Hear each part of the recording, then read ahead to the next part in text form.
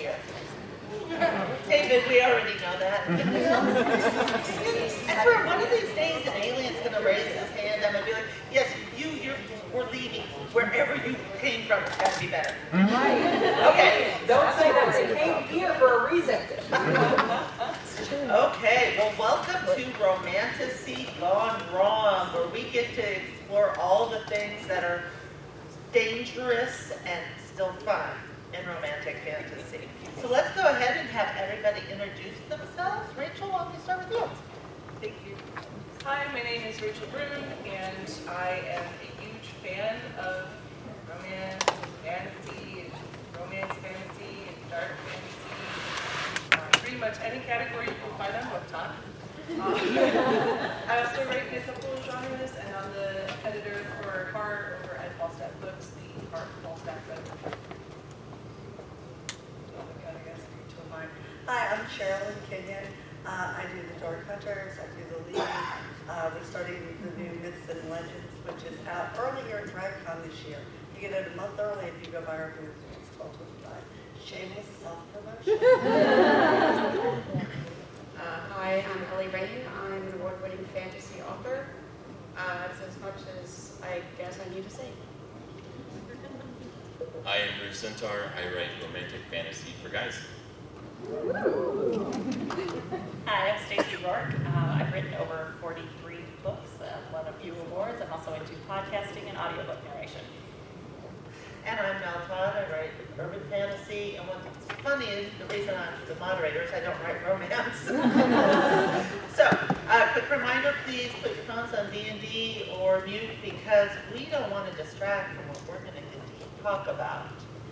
So one of the great things that we love about romance is the fact that it has tropes, and we all know the tropes, secret baby, billionaire love interest.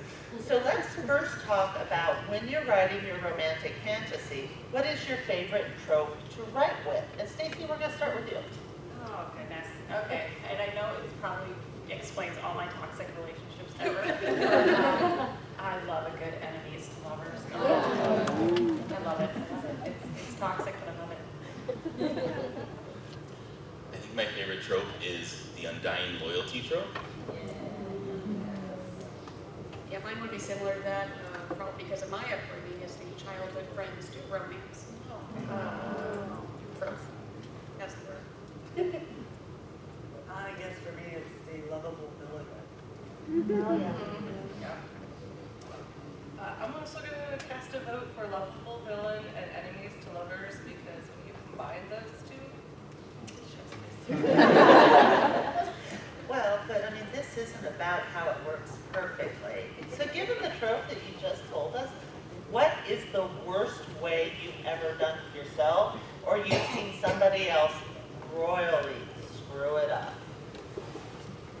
And Rachel, just because you're on the left, sorry, you get to start. So, nothing I've ever written that badly has ever been published because beekeeping is a good thing sometimes. And I'm not going to call out the title or the author because I read a lot on Kindle Unlimited and I honestly forgot it.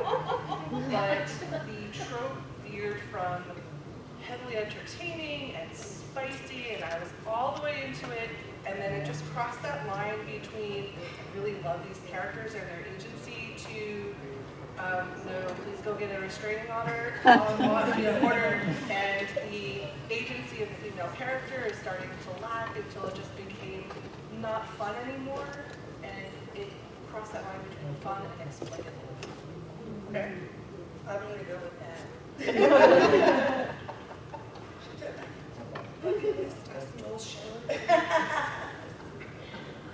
For the childhood friends to lovers trope, I think the worst way to mess it up I've seen is making it growing up in trauma, so it's actually a trauma bond. And they try and spin it as we love each other because we've been through everything together, but in actuality they're just caught in their own cycles.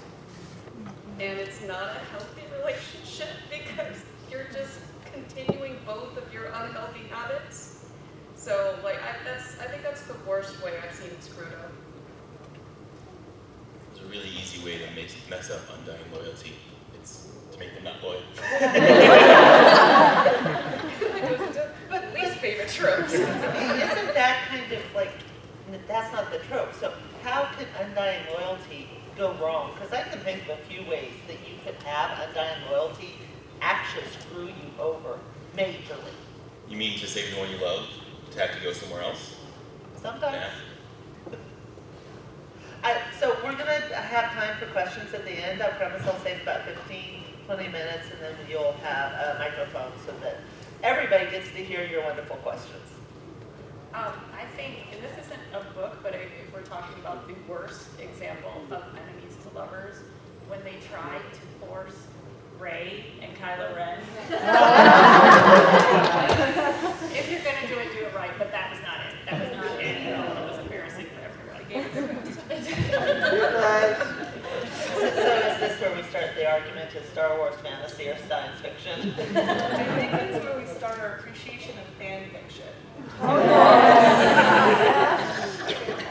Okay, so one of the big things lately in Romance-tasy, especially when we're talking like Sarah J. Maas and everything, is the wonderful variations we get. We have gotten away as a standard romantic element of just being male-female. There are lots of flavors to it. And Bruce, since I know you specifically write one specific aspect to it, can we start with, and I'm going to start with you and then bounce to Stacey. But tell us one of the favorite things that you like about either the why choose or the reverse harem or the harem or the. I mean, when you get into why choose, I mean, it's in the name, right? Why choose, it's fun to go through more. Why choose gives me an option to take a single character through a longer epic journey and have multiple romantic plots and whatever flavor my reader likes of relationships and of romance, they can find it in a series, right? Let me explore. Stacey? Exactly. And if you think of all the love triangle books that have ever been out there, if they didn't have to choose, if Bella could have Jacob and Edward. I mean, she kind of Not enough. You're up, Ellie. Oh, me? Yes. Oh, gosh. I was so focused. What was the question again? With all of the flavors of a romantic partnerships, what's your favorite and why? That sounds like the same questions as what I already answered, though. Well, but I mean, this is where we're looking into the whole, is it just always male-female with you, or do you like the white choose? Do you like having, maybe female-female male? To me, I don't have a preference as long as it's a devotion that I can see that they have created this trust within each other. I don't care otherwise. Make it whatever you want. The minute one of them cheats, I'm gone. Sherrilyn? Well, it just, for me, it's the characters. I mean, some are open to open, and some aren't. So it's just like real people. So I always write based on what the character needs to feel safe, protected, loved. As a kid reading Tanya Huff, one of my favorite books of hers is Sing the Four Quarters. And to me, I think that was the first time I remember reading about open relationships. And one of the things that I think is great is that books that are aimed towards people who were in my age range at that time, YA, we call it YA now, are now exploring relationships that aren't the traditional heteronormative situation. Now they can, once, if they are reading, which I have a substitute teacher for middle school, and I see the kids reading these books, I'm like, yes, take a look at all the opportunities and options available to you. And maybe through reading, entertain, but then also learn that this is something that might be available to you in the future. Reading's always been about opening up your worldview and seeing things from another perspective. It's wonderful. I think it's also really good to view the difference between what cheating actually is in an open relationship with multiple partners. It's not what a lot of people think it is.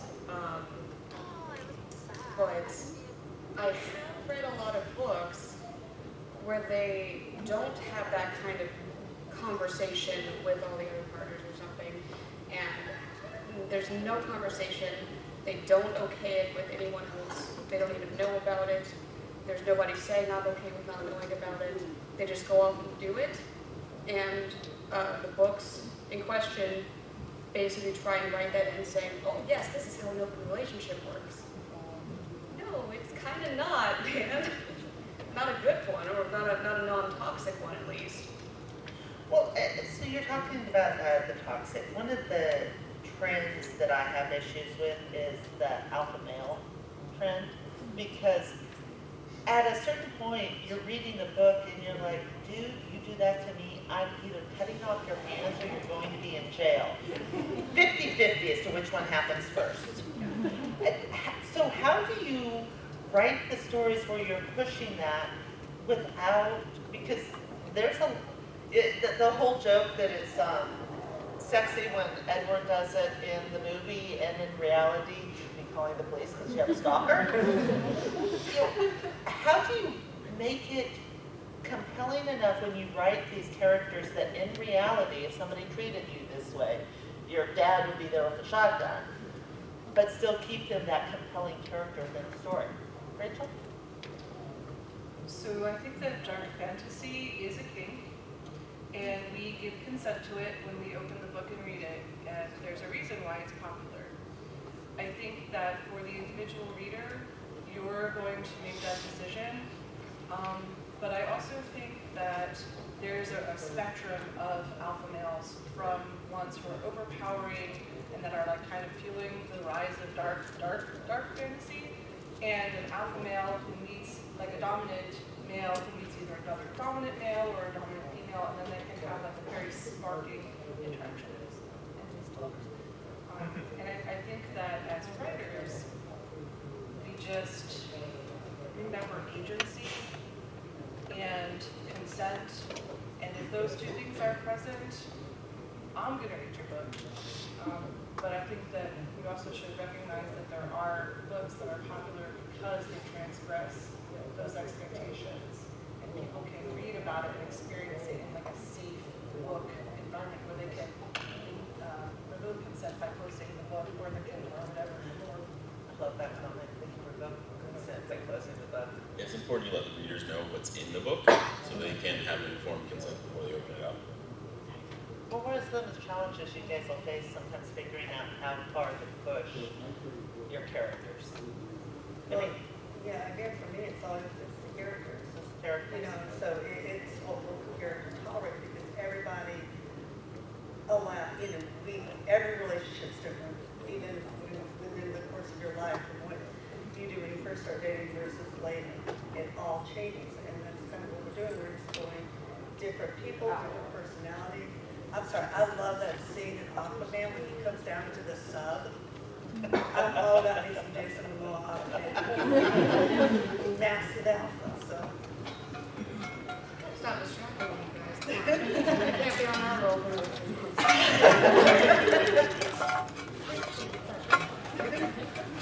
How do you write the characters that push the edge and keep them so that they're not going that step too far that either ruins the relationship or maybe ruins how your reader perceives them? Like for me, instant DNF, if you kill a cat and describe it, I'm done. I don't even care if you're the villain or anything. It can say, and the cat died, and I'm fine. You start, don't care. So how do you push it without? Are we talking pushing the relationship that we are rooting for, or pushing unwanted relationships throughout the book? Within your story, both ways. With a lot of anxiety, for one thing. It's a really hard balance to hit sometimes, because on the one hand, you want it to be really romantic, you want people to get lost in it, but on the other hand, you don't want to fall into the trap of completely giving up that agency to that character. So if there's some kind of like balance where there's like an acknowledgement that the character gives that permission, but it doesn't have to be an explicit permission so much as like she grabbed him to her. Like that would be like her giving that kind of permission if he hesitates or something like that. So something like that for me is kind of like a good balancing indicator saying that, okay, so both of them have some sort of agency in what is going on. So they both have a say in it. I'm cool with this. Yeah. They've said it a lot. Agency is incredibly important for your characters. It keeps you in the character. It makes you feel like you can be part of the story. When you take that away, the reader's not, they don't feel like part of the story anymore. They feel like an observer. And then I don't go very dark, so I don't really play with it. I'm light and fluffy and comedic. If you want dark, don't. I don't necessarily go dark either, but I think I do torture my characters quite a bit. The love will be there, the possibility will be there, but then there's always circumstance that's going to stand in the way. But I think it's a struggle of them, the couple or trio, whatever it is, having to mutually work towards being together and fighting for it, because if you're not fighting for it, you're fighting for nothing. So that's where I go that way. Well, for most of us, when we have romance, this also means we have spicy time. And there's a reason I don't write romance, because it reads like a sex scene will read like IKEA instructions.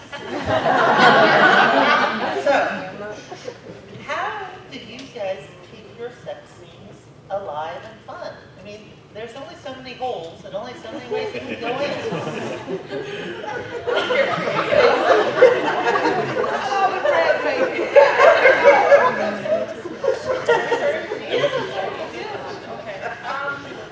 First of all, I'm a fake to black girl, so I will get you right there, but I'm not going to stop you at IKEA. I'm going to assume you know what tab goes in what slot. So I'm not going to go there. But right up to that moment, like, I'm going to bring it. And, you know, if I got to tell somebody to drop your pants and slam a Gatorade, we're going to do it. So. You know, I actually did get a little bored of sex scenes, and then I had a monster phase. I think everyone did a monster phase. Oh, I thought you meant energy drink for a minute. No. Yeah, you know. Like, yeah, No, you were using it in the. That traumatizes X-ray technicians. But no, I think the emotion is a real big part of it, right? We all know how it works mechanically, and getting emotional into it and giving purpose behind it is what makes it fun. Yeah, I'm with Stacey. Stacey, yes. I'm with Stacey over there, 100%. Leading up to it, I'll be like super poetic and then fade to black, or just very vulgar about it and then fade to black. But like, there's something in me that just, I don't know what it is. I like the fade to black. The romantic tension's more fun than the actual act. Maybe. There's only so many words you can use for penis, and then it gets weird. maybe that's my trepidation, but also like, you know, the whole the less you say, the more that it's like implied and stuff like that. Like with Psycho, you know, the horror movie that absolutely is relevant to this, isn't it? It's like, you know, the editing in that, they just cut the film away. And it just made the movie that much more suspenseful. So I think that's just how my brain thinks of it. Again, characters, it depends. I mean, you know, some are more sexual, some are not. It just, you know, like, I don't go there. I don't go there for the middle grade, definitely. So, you know, I do books that have none, and, you know, it really is going to depend on the characters and how comfortable they are.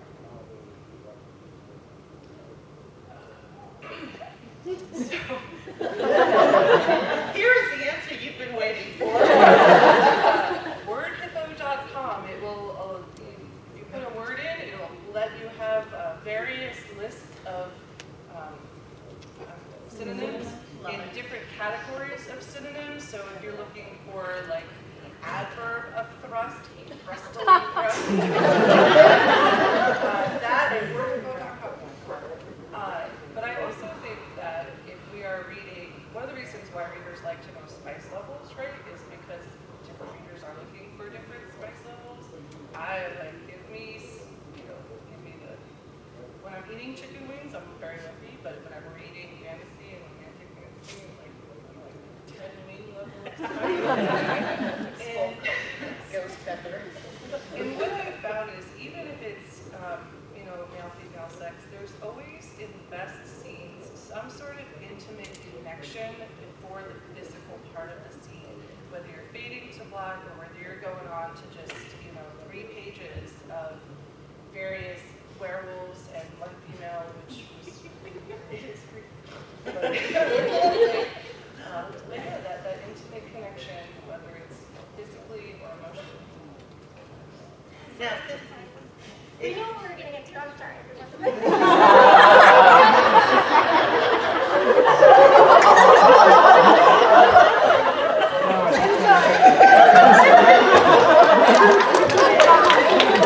I said penis in front of a child.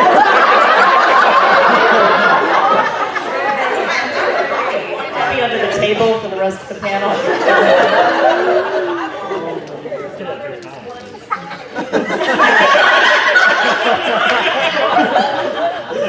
I was thinking, we've been doing really good. We're using euphemisms, and I was about to say that this is an after dark panel. I would be having us do a challenge round on how many euphemisms we can come up for various body parts. But it was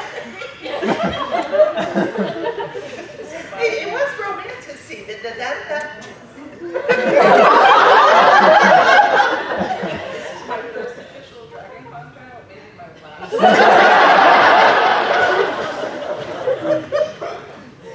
Okay, now that we've all been totally derailed.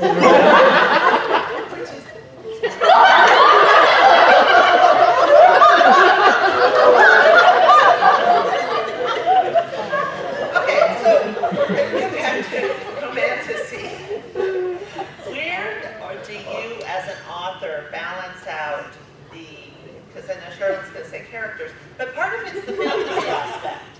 How do you get the fantasy aspect into your characters beyond just, well, he's an elf or he's a vampire? Because, somebody, I don't remember who at this point, said if you can take that fantasy or that sci-fi aspect out of the story and the story still works, it's not that sort of story. So how do you keep the fantasy in it to make it not just two people with elf bears? And Stacey, I will start with you. Hold on, my technical difficulties. Oh my gosh, I'd love to make it something that it just can go into our own fantasy. Like I'm gonna, shameless self-promotion here. In my Octavia Hollow series, in the latest book, Death himself becomes a character. And I really wanted to do that in the aspect of, there's so many sayings of dance with death, flirt with death, all that. So for this, and I wanted there to be an attraction, I made Death a character that when Death appears to you, they appear to you as the person that would be your ultimate fantasy. So yeah, so you can think about, okay, well that's what Octavia's seeing. What would I see if it was my ultimate fantasy? Yeah. Then you know why you want to flirt with Death a little bit. That was a lot better answer than I had. Not a competition. To make it fantasy, magic. We all love magic. And magic needs to be part of the culture, of the characters, and hopefully of the sex. Okay, now I know what magic spells you're using in your sex scenes, because I'm totally curious.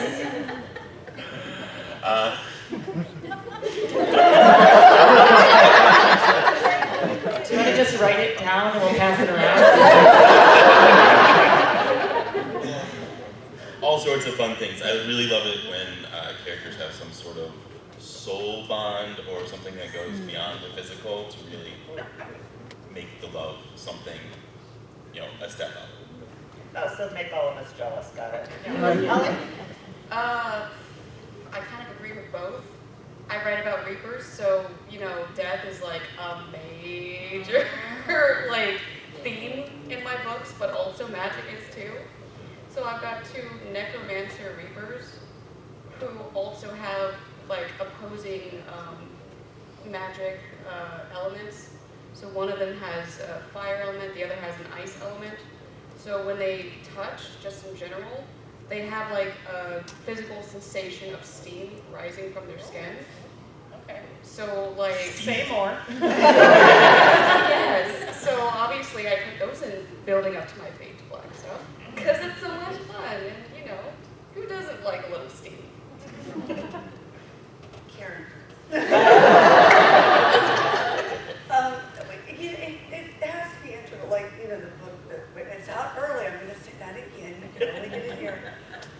You know, the hero is a shape-shifting unicorn. And so, yeah, right?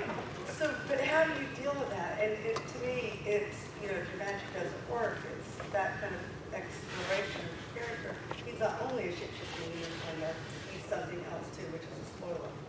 So if you're growing up and this may be normal to you, but what if it's not? You know, and so to me, it needs to be integral to those characters, because if you're an elf, is there something, you know, you look at like sort of Sentar, where are you half elf, or are you half something else? There's so many things that you can explore, because we all feel different. I mean, everybody's a little neurodivergent, I mean, we just are. And so to me, that's what the characters, when we're writing, and we're looking at all of that, it's to explore how they fit into the world, and if they particularly if they don't. I want bonus points because I did not ask exactly how he uses his horn. We were all thinking it. I didn't ask him. The fake black. The reader imagination can do more damage than she did. Okay. So the very first short story that I ever had published was a charity volume of tentacle porn. And the characters were a female, it was steampunk. So we have the female captain of the submarine, which is an experimental ship, and the cryptid from Hadid that had many, well, used magic. And for me, it was a lot of fun to write because I love doing that. But the issue was, how do I write something that's not just, because it was supposed to be erotica, and I want to find something that means something a little bit more. And so the setting that the characters were swimming in, for excuse the pun, was a patriarchal society, and the woman who was in charge of, or she was captaining the submarine, there was no release or outlet for her until she met this cryptid who also had these other powers. And so using the environment and using the setting to inform how the characters react into it, to me, that's, I think, how you can, one way that you can approach it, because there's as many writers are at this table as, I don't know, how many approaches you're going to get. You mean how many people are in this room? In this room, yes. Well, so we talked about the fact that you have your favorite tropes and why. What is your least favorite, and why does it just not do it for you within a story? I'm not asking personally. I don't want to know that much about you guys. Within the story, what is that trope that you're just like, I don't like because either it's super difficult to pull off, or people just normally don't do it well? And Stacey, I'll start down. Sorry to pick on me. Yes, absolutely. I pick on everybody. This is probably an unpopular opinion, but I'm pretty much over love triangles because it's just, yeah. If it's a choice between me and somebody else, by all means, choose them. Choose them. And so I'm over that. I would much rather see why choose. Let's be a throuple, but like, no, I'm over the love romance. Oh, that's sad. I mean, the pick-me things. Yeah, exactly. Yeah, I'm not doing the pick me thing. Yeah, I am. Sorry, what was the question? Oh, good. I'm not a big fan of bully romance. I'm done with it. I'm also a guy, and so when I read like romance from the bully, you can't get into the guy's perspective because I just don't want to be an abusive dude. My hard no is just cheating in general. It just infuriates the hell out of me. Especially if they end up staying together and he keeps doing it or she keeps doing it. I don't care which one's doing it. I don't care what's doing it. Don't care. I can't stand it. But I think also they do this in movies a lot too. Not just cheating, but just like in general, if you have like multiple episodes or multiple seasons or multiple movies of a story that is supposed to be consecutive, they always ditch the first romantic partner and then come with a brand new one, as if everything they just went through together meant nothing. I can't stand it. I feel like it's really big in Romance-tasy right now. Sorry. It is, no, it's going through a phase. They took mine. So, yeah, I mean, because all three of those are great answers. But yeah, and if I had to pick, excuse me, the three, because those are my three big ones, probably the love story. I mean, I don't think you should. I don't like this whole competing thing. I don't like competition. I grew up in a middle-aged boys, so I had to compete for everything, especially food. So I just hate doing that. I don't like competition. Also, the mess compete for your love. Yeah, exactly.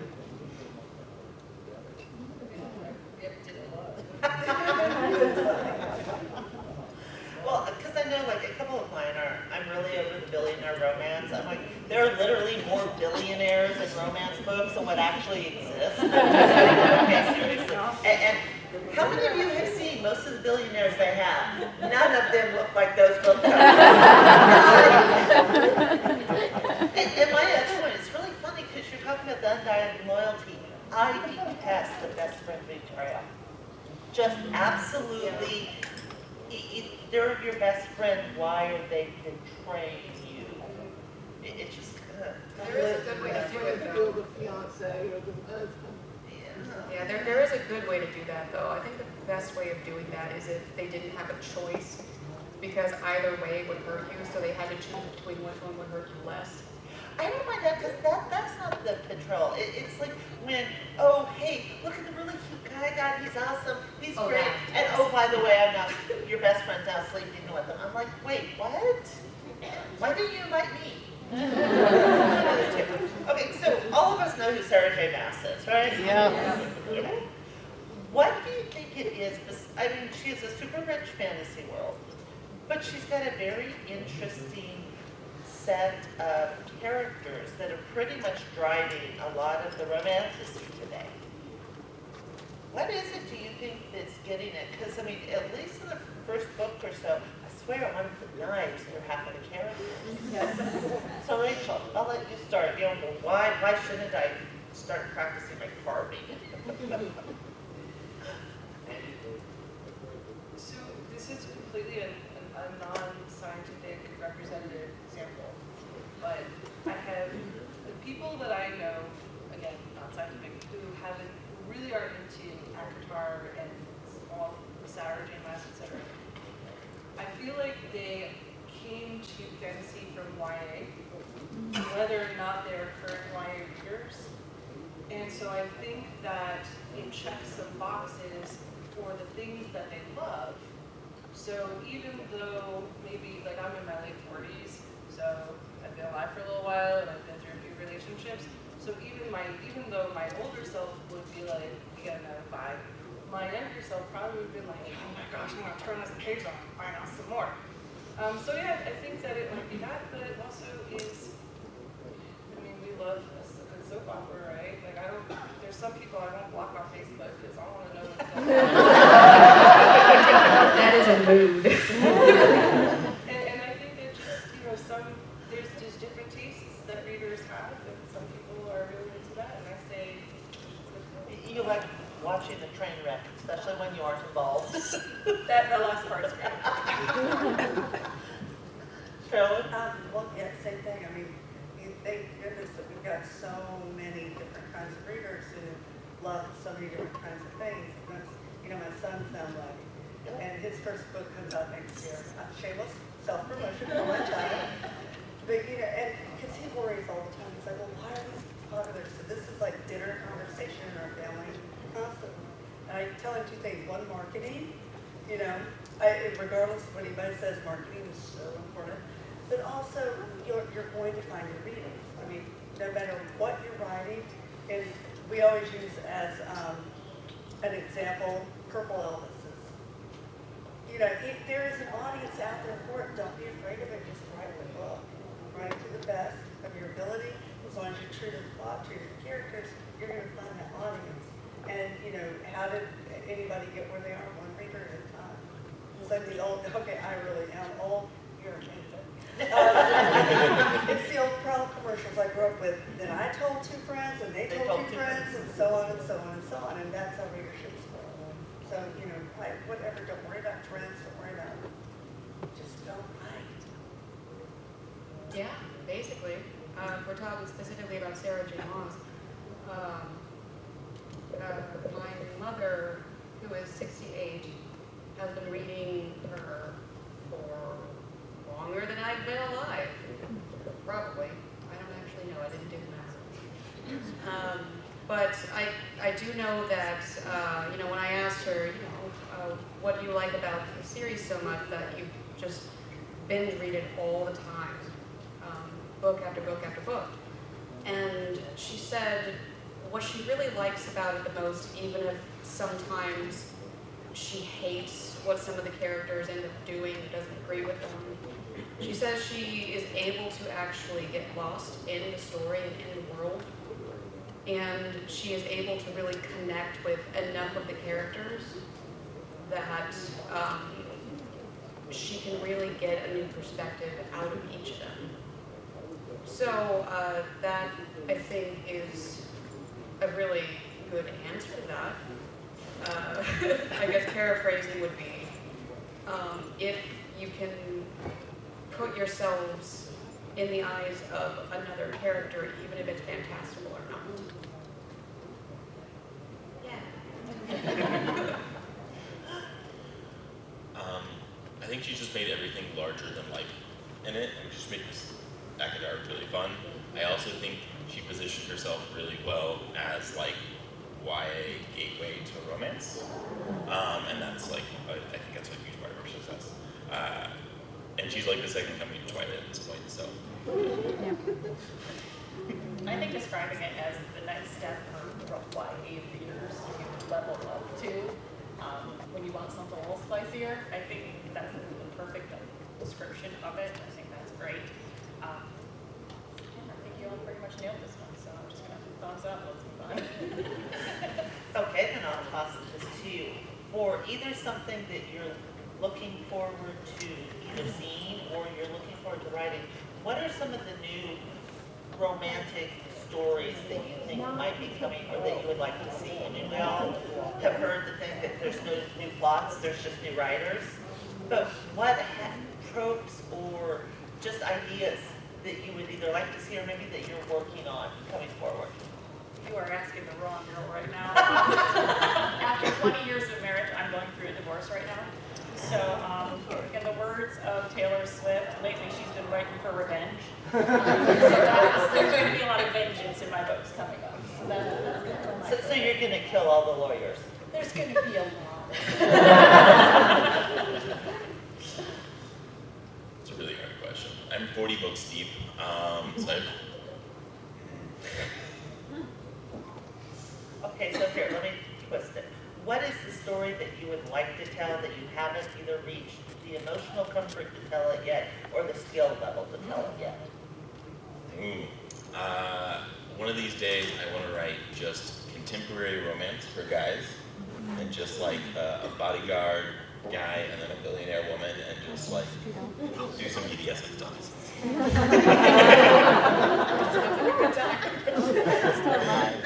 Please do a better job in keeping your rights than the LJ instead. I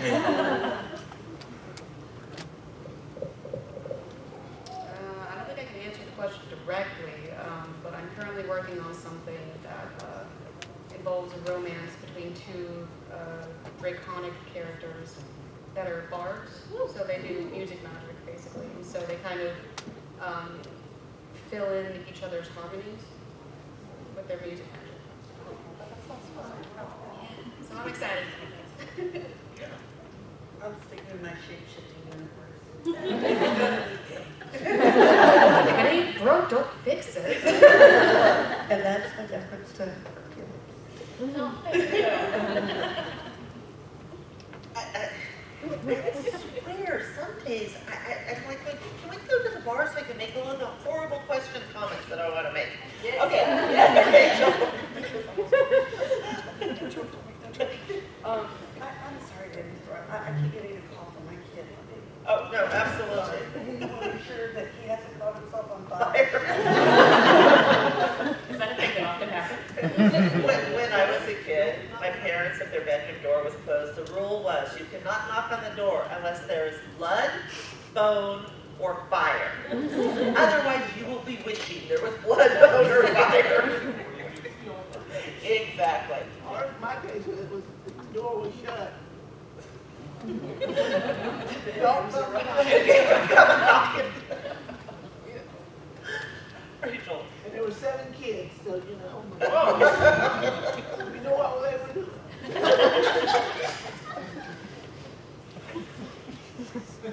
Did you forget the question? I did not forget.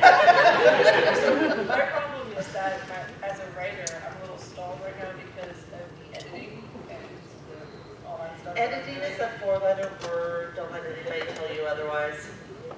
But once I get some of those projects off my plate, I actually have a supernatural romance that has been like all of the titles of the series. I have the what's it called, the back of the book synopsis.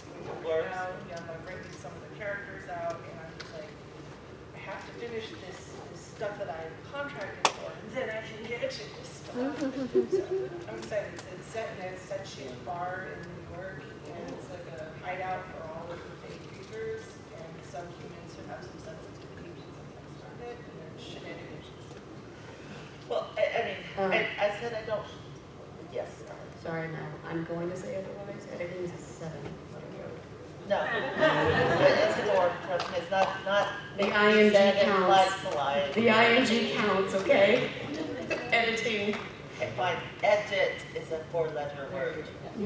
Just like the F and the D and yeah. So, I said I don't write romance because I really suck at it. This does not mean I do not like reading romance because it's honestly much more fun. I would really love to see, and please feel free to take this as a hint because again, I suck. I would actually like to see some twists of having the really strong females instead of the alpha males. I'd like to actually just see women who are powerful and not having to get rescued all the time. And maybe them doing some of the rescuing. And wow, David has like awesome timing. He knew what he was about to say.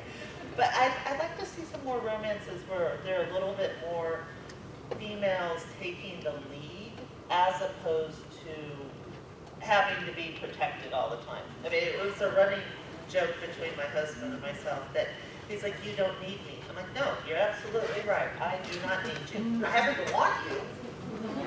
But I can do 90% of the stuff by myself. I'd like to see a little bit more of that where the want is more attractive than the need. I don't need somebody to ride in on the way. Okay, if you can afford to keep a horse, yes, please try to ride in and save me because horses are expensive. Okay, so he's still alive. Is there bone, blood? Okay. I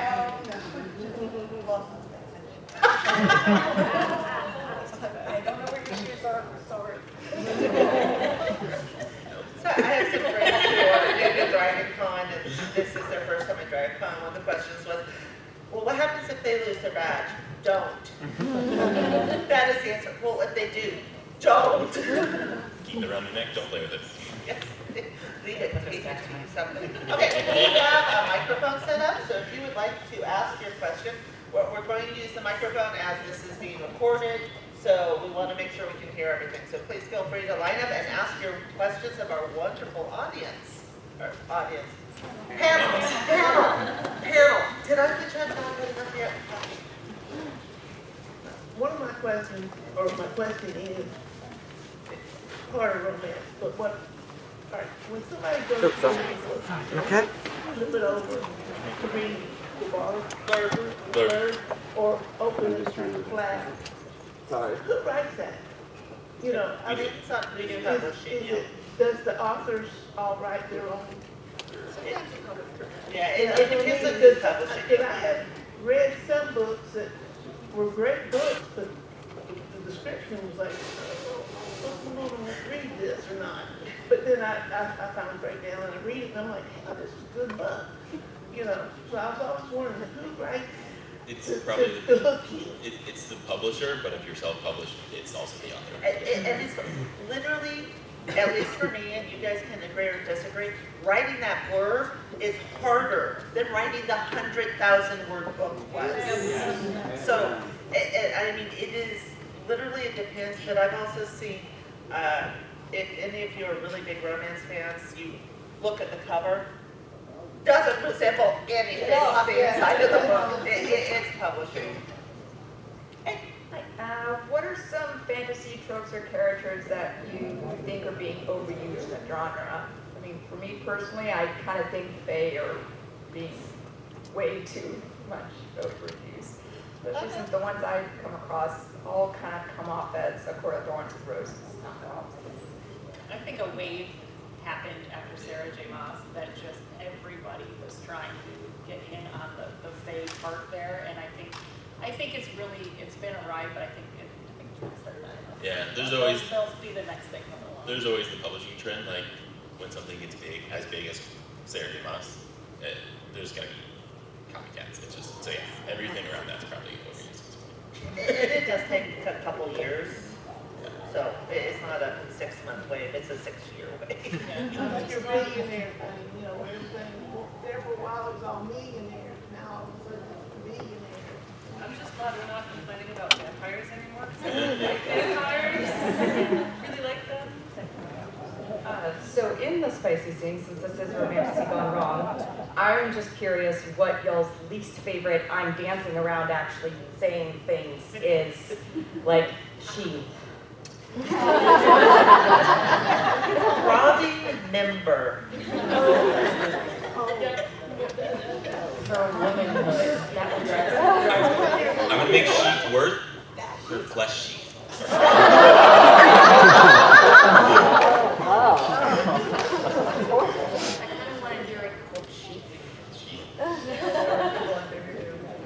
If you ever get a chance, there's a song by Bloodhound Gang called F-U-C-K. You will hear every euphemism ever. It's, yeah. There's lots of moments. Lots.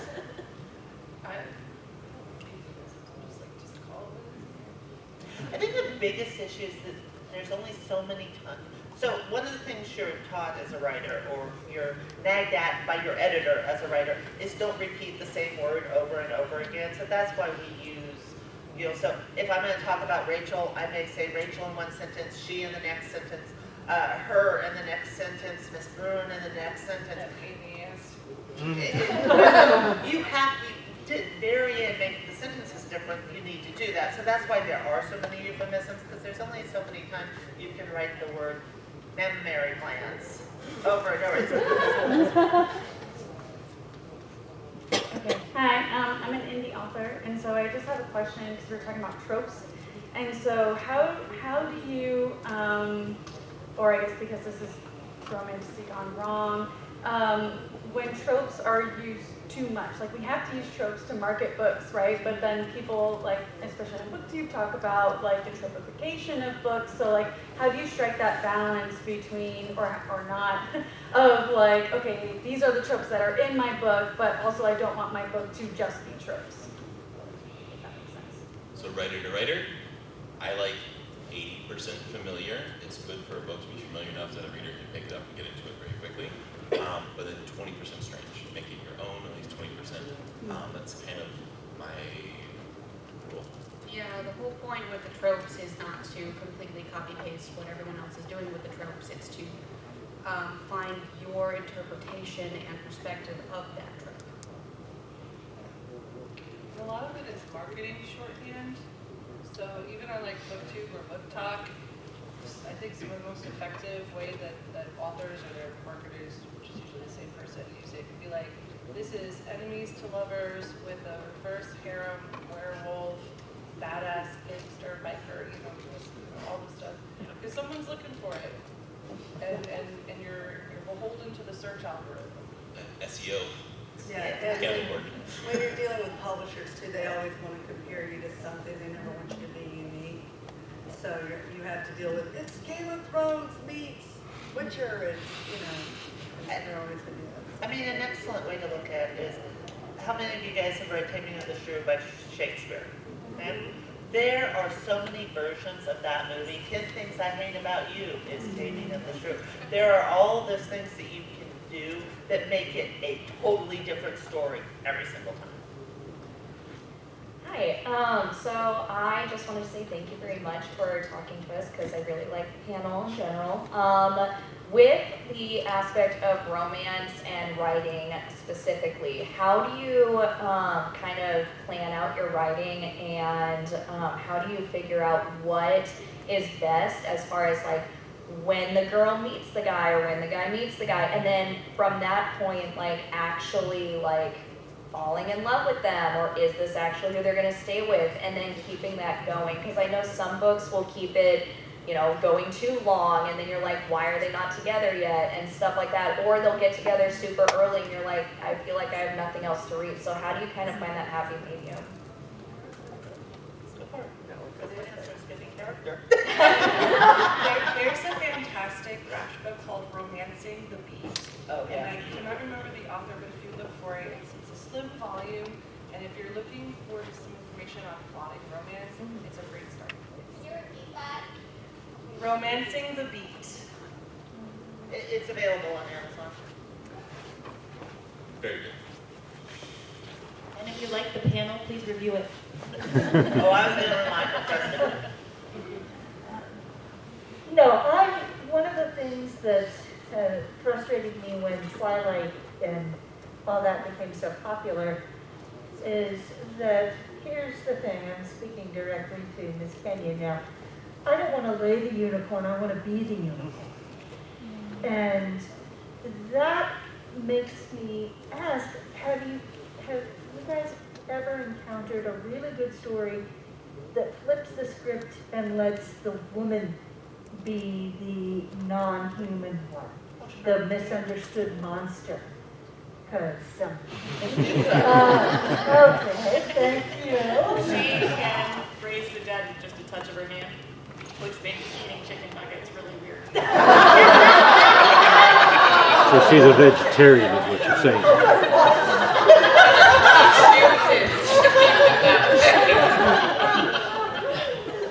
Can she raise them in her stomach?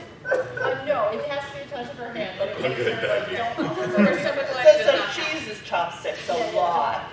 Is she vegetarian? I have to ask. Yeah. But she has messed with people, like if you're eating a burger and you get up to get ketchup, she will make it like pulse. So she's kind of the monster in her own story, but it's also coming to terms with the fact that she's not the monster, she is the hero. So she's the best in the story.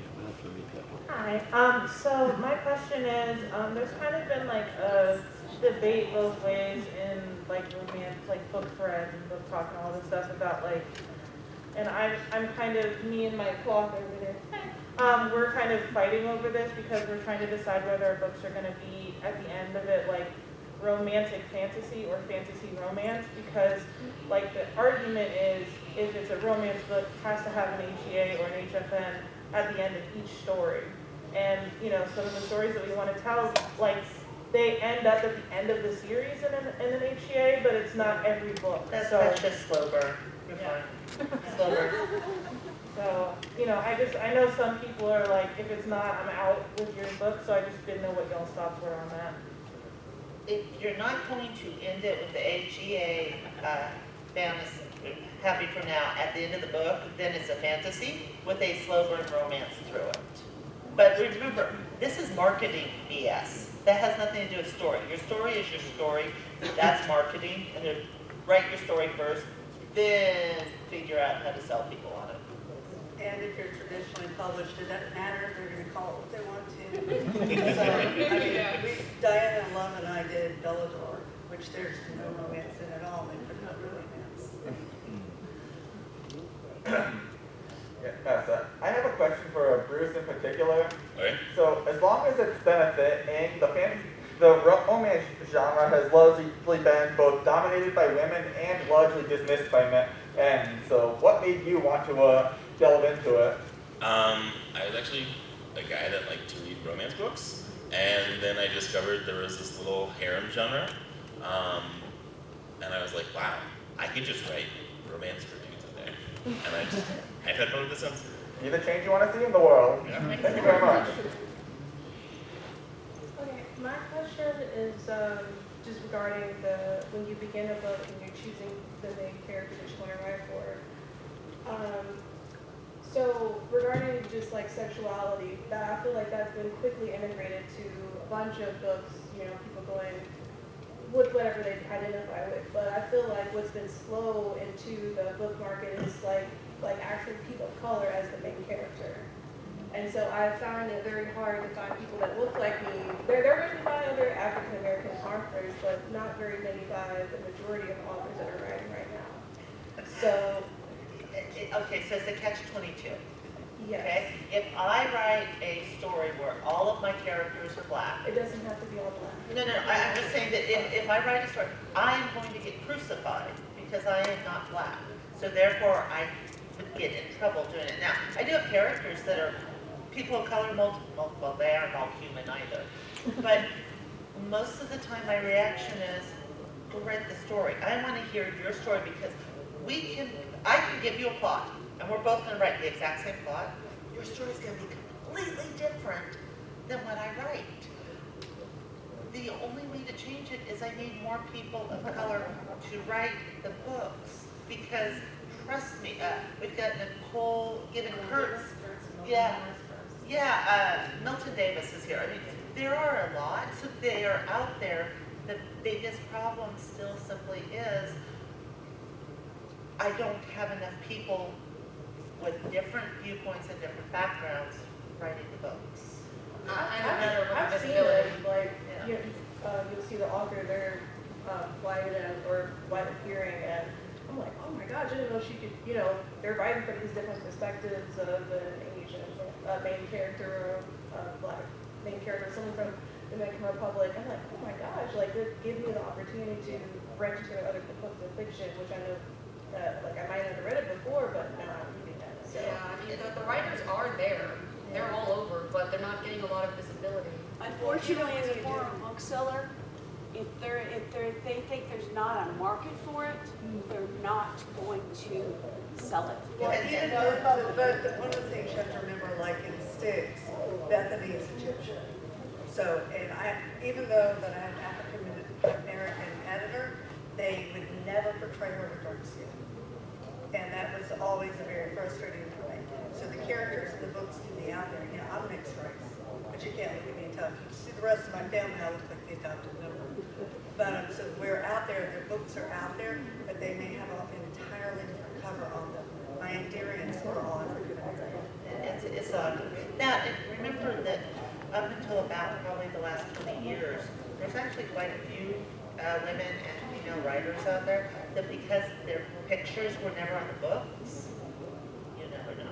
But we are out of time, people. So, first things first, if you laughed, you better be putting 5 stars on this panel, because seriously, we have been dying. And then if we can start from Stacey, this might tell us where they can find you and how to support you, because we all need money to buy more Coke syrup and more coffee. Well, you can find me. You can shop staceybooks.com. I have a Shopify store. You can follow me on social media. I'm on Facebook, Instagram, TikTok, at Rourke Writes, Stacey Rourke Author. Find my books on Amazon, or just come up and say hi. You can find me on all the social medias, Sentar.com. Real simple. You can find everything else there. You can find me at the Gather event tonight at 8 o'clock. It's in International Ballroom, right above us. It's over there. I'll be at the Gather tonight too. We have the booth that's at 1225 person for the dealers hall, SherrilynKenyon.com, and I have a panel that's for me Sunday, I believe. I think it's around 4 or 5, something. It's in the schedule. And you can find me on the socials at Rachel A. Brune. And if you're in the right writer's chat group at Falstaff and you're like, hey, I would like to get in touch with her, one of them will know how to Facebook message me. And if you're interested in Falstaff books, we have some of our volumes at the missing volume. So please send us some emails as well. Occasionally. Trust me, our bar bills lately. You can find me at Bad Ash Books, and note that's the tree, not what I'm sitting on. And then I've got a booth in the dealer hall where you can find fantasy, and which is hilarious that Seska put me as the moderator because my main character is Ace. So it's really funny that I'm doing this. But absolutely come support us. Remember to rate us on the app, and I hope you guys all have an awesome DragonCon.